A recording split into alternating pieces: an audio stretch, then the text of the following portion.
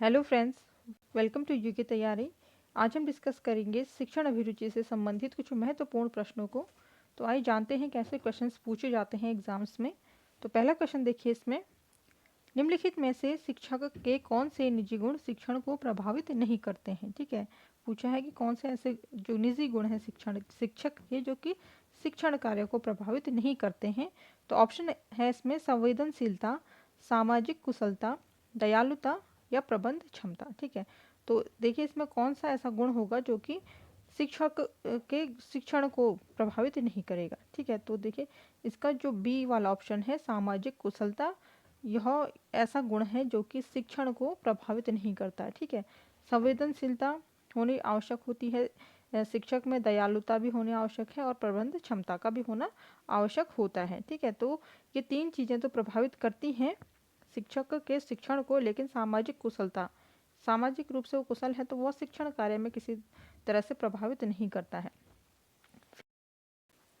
Next है, शिक्षण व्यवसाय में शिक्षण की सफलता के लिए क्या महत्वपूर्ण है।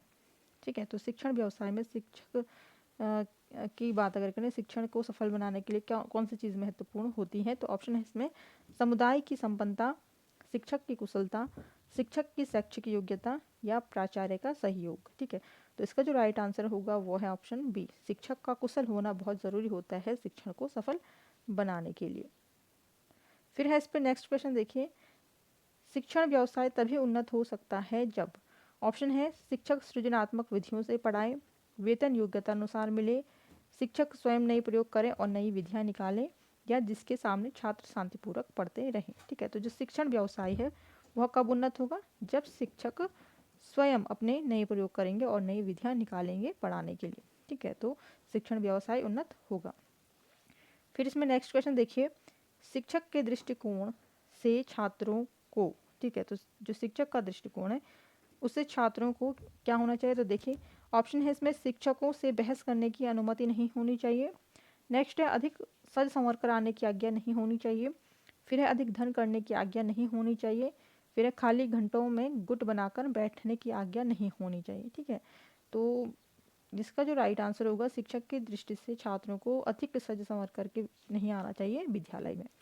ठीक है, फिर है शिक्षण की उत्तम प्रणाली वह है जिसमें, ऑप्शन है प्रश्नोत्तर की आवश्यकता न पड़े, अध्यापक छात्रों से प्रश्न पूछें, फिर छात्र अध्यापक से शंका समाधान करें, अध्यापक और छात्र दोनों प्रश्न पूछें। ठीक है, तो इसका जो राइट आंसर क्या होगा, देखिए शिक्षण की उत्तम प्रणाली वह है जिसमें कि अध्यापक और छात्र दोनों प्रश्न पूछें। ऑप्शन डी इसका राइट आंसर होगा। ठीक है, अध्यापक भी बच्चों से प्रश्न पूछें और छात्र भी प्रश्न पूछें, तो वह जो प्रक्रिया है वह उत्तम प्रणाली कही जाएगी शिक्षण की। फिर है इसमें नेक्स्ट, कक्षा शिक्षण को रुचिकर बनाने का सबसे प्रभावी तत्व क्या है। ऑप्शन देखिए इसमें पाठ योजना, फिर है अध्यापक का व्यक्तित्व, फिर है शिक्षण विधि या पाठ्य सामग्री। ठीक है, तो जो कक्षा शिक्षण है उसको अधिक रुचिकर किससे बनाया जा सकता है, शिक्षण विधि के द्वारा। ठीक है, ऑप्शन सी इसका राइट आंसर होगा, शिक्षण विधि के द्वारा कक्षा शिक्षण को रुचिकर और प्रभावी बनाया जाता है। नेक्स्ट है, अधिकांश छात्र उन शिक्षकों से पढ़ने के लिए इच्छुक होते हैं जो, ऑप्शन देखिए, उसके पहले भी उन्हें पढ़ा चुके हों, स्कूल में अति योग्य शिक्षक माने जाते हैं, उन्हें प्रभावशाली व्यक्तित्व वाले लगते हैं, या जो छात्रों को समस्याएं हल करने में रुचि रखते हों। ठीक है, तो अधिकांश छात्र कैसे शिक्षकों से पढ़ने में इच्छुक होते हैं। तो इसका जो राइट आंसर होगा वो है ऑप्शन डी, जो छात्रों की समस्याओं का हल करने में रुचि रखते हो। ठीक है, बच्चे को कुछ भी जानना हो तो जो टीचर हैं वो हर टाइम पे उनके जो सवालों के जवाब देने के लिए तैयार रहें, उनकी समस्याओं को हल करने को तैयार रहें, तो ऐसे बच्चे, ऐसे टीचरों से बच्चे पढ़ने को तैयार रहते हैं। फिर इसमें शिक्षणार्थ भ्रमण यानी कि जो एजुकेशनल टूर होता है, मैं आप बच्चों से क्या अपेक्षा करेंगे। ठीक है, तो क्या अपेक्षा करेंगे, ऑप्शन है इसमें बच्चे हर स्थान व वस्तु को ध्यान से देखें और उनके बारे में शिक्षक से प्रश्न करें। फिर है बच्चे चुपचाप सब कुछ देखें, शिक्षक से कोई प्रश्न ना करें। फिर है बच्चे यदि कुछ पूछना चाहें तो अपने प्रश्न अपनी नोटबुक में लिख लें। फिर है बच्चे आनंद से घूमें, शिक्षक को भी आनंद से घूमने दें। ठीक है, इसका जो राइट आंसर होगा वो आपने देखा होगा कि बच्चे हर स्थान व वस्तु को ध्यान से देखें। टूर इसी वजह से करवाया जाता है, बच्चों को जो शिक्षण भ्रमण करवाया जाता है वह चीज़ों को एक्सप्लोर करने के लिए करवाया जाता है। बच्चे क्या करें, बाहर देखें, बाहर की दुनिया में जा कर के सीखें, ठीक है। कैसे जो एनवायरनमेंट है उनमें क्या क्या चीज़ें बच्चों को दिख रही है, तो बच्चे उनको ध्यान से देखें, उनके बारे में शिक्षक से प्रश्न करें। तो इसका ये राइट आंसर होगा। फिर है इसमें शिक्षण सफल होता है जबकि, ऑप्शन देखिए इसमें, विद्यार्थी समस्यात्मक स्थितियों के प्रति प्रतिक्रिया सकारात्मक ढंग से करते हैं, या विद्यार्थी परीक्षा पास कर लेते हैं, फिर है विद्यार्थी यह अनुभव करते हैं कि उन्होंने कुछ सीखा है, फिर है विद्यार्थियों को अच्छी नौकरी मिल जाती है, ठीक है। तो इसमें कौन सा ऑप्शन सही होगा? शिक्षण सफल कब होता है? जब विद्यार्थी समस्यात्मक स्थितियों के प्रति प्रतिक्रिया सकारात्मक ढंग से करते हैं, ठीक है। तो इसका जो ऑप्शन ए होगा वह राइट होगा।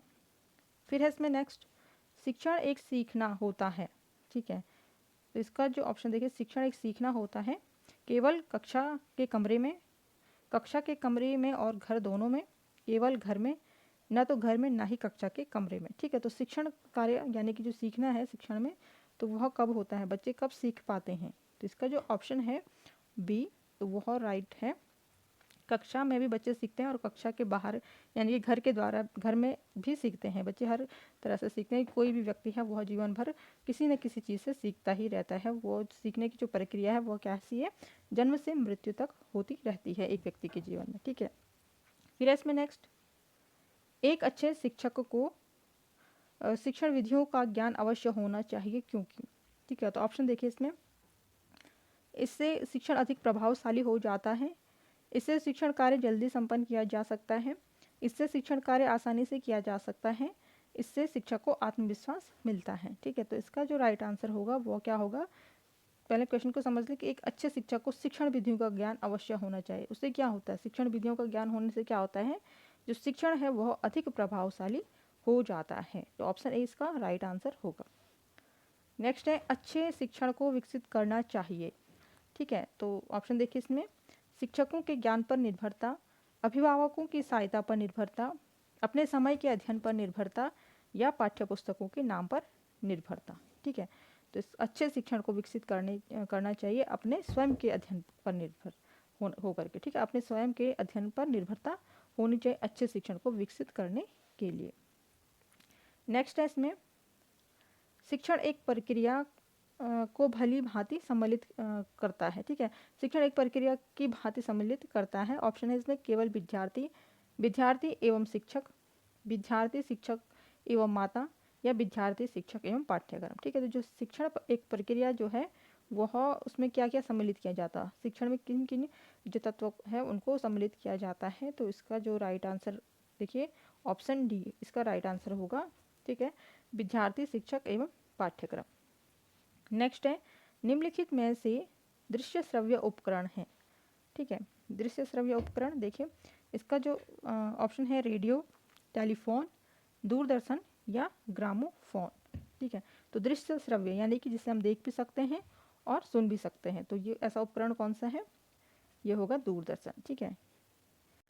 फिर है इसमें, शिक्षण को उन्नत बनाने का साधन है, यानी कि शिक्षण कार्य को उन्नत बनाने के साधन कौन कौन से होते हैं? तो ऑप्शन देखिए इसमें, श्यामपट्ट, पाठ्यपुस्तक, मानचित्र, या ये सभी, ठीक है।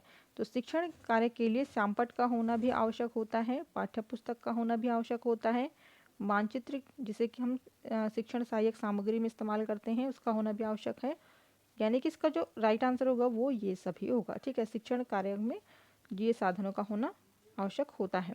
फिर शैक्षिक निर्देशन किस कक्षा में दिया जाना हितकर होता है? इसके ऑप्शन देखिए, प्रारंभ से प्रत्येक कक्षा में, ठीक है, जब छात्र किसी समूह में जाने को तैयार हों, जब आवश्यकता हो तब दिया जाए, या जब एक विद्यालय से दूसरे में प्रवेश करें, ठीक है। जो शैक्षिक निर्देशन है वह जब छात्र किसी समूह में जाने को तैयार हों तब एक बच्चे को निर्देशन दिया जाना चाहिए, शैक्षिक निर्देशन, ठीक है। फिर अगला क्वेश्चन है इसमें, वे सभी साधन जिन्हें सुनकर बालक पाठ को सरलता एवं शीघ्रता से सीख सकें कहलाते हैं, ठीक है। तो वो कौन से साधन होते हैं जिसमें बालक जो छात्र हैं वो सुन करके किसी भी पाठ को सरलता से और शीघ्रता से सीख लेते हैं? तो ऑप्शन देखिए इसमें, श्रव्य साधन, दृश्य श्रव्य साधन, दृश्य साधन, या इनमें से कोई नहीं, ठीक है। तो सुन करके बात की गई कि कौन से ऐसे साधन जिसमें सुन करके बच्चे सीखते हैं, तो वो होगा ऑप्शन ए, श्रव्य साधन, ठीक है। नेक्स्ट है, ये ऐसे साधन हैं जिनमें बालकों की दृश्य श्रव्य दोनों ही इंद्रियों का प्रयोग एक साथ होता है। तो वो कौन से साधन होते हैं? ऑप्शन देखिए इसमें, दृश्य श्रव्य साधन या दृश्य साधन या इनमें से कोई नहीं। ठीक है, तो इसका जो राइट आंसर होगा वो है दृश्य श्रव्य साधन। ठीक है, जिसमें कि बालक क्या करते हैं, दृश्य श्रव्य दोनों ही इंद्रिय यानी कि देख करके भी और सुन करके भी सीखते हैं, तो वो होगा दृश्य श्रव्य साधन। नेक्स्ट है इसमें प्रश्नोत्तर विचार विमर्श विधि।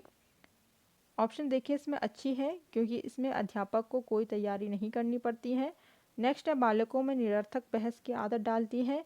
फिर है स्वाध्याय के लिए कोई अवसर नहीं देती है। फिर है जनतंत्र के लिए नागरिकता का प्रशिक्षण देती है। ठीक है, तो जो प्रश्नोत्तर विचार विमर्श विधि होती है उसका जो राइट आंसर है ये है अच्छी होती है क्योंकि इसमें अध्यापक को कोई तैयारी नहीं करनी पड़ती है। फिर है वैज्ञानिक सामग्री के परीक्षण में अध्येता में जिस उद्देश्य का विकास हुआ है वह है। ठीक है, तो जो वैज्ञानिक सामग्री परीक्षण है उसमें जो अध्येता है उसमें किस उद्देश्य का विकास हुआ है? तो ऑप्शन देखिए इसमें ज्ञान का, अवबोध का, अभिवृत्ति का या कौशल का। ठीक है, तो इसका जो राइट आंसर होगा वो होगा ऑप्शन डी, इसका राइट आंसर होगा। ठीक है, जो कौशल का विकास हुआ है अध्येता में वैज्ञानिक सामग्री के परीक्षण से। ठीक है, तो फ्रेंड्स ये थे कुछ इंपॉर्टेंट क्वेश्चन शिक्षण अभिरुचि से संबंधित। वीडियो अच्छा लगा हो तो प्लीज़ लाइक शेयर सब्सक्राइब कर दीजिए चैनल को, और वीडियो की नोटिफिकेशन आप तक सबसे पहले पहुंच सके इसके लिए बेल आइकन भी दबा दीजिए।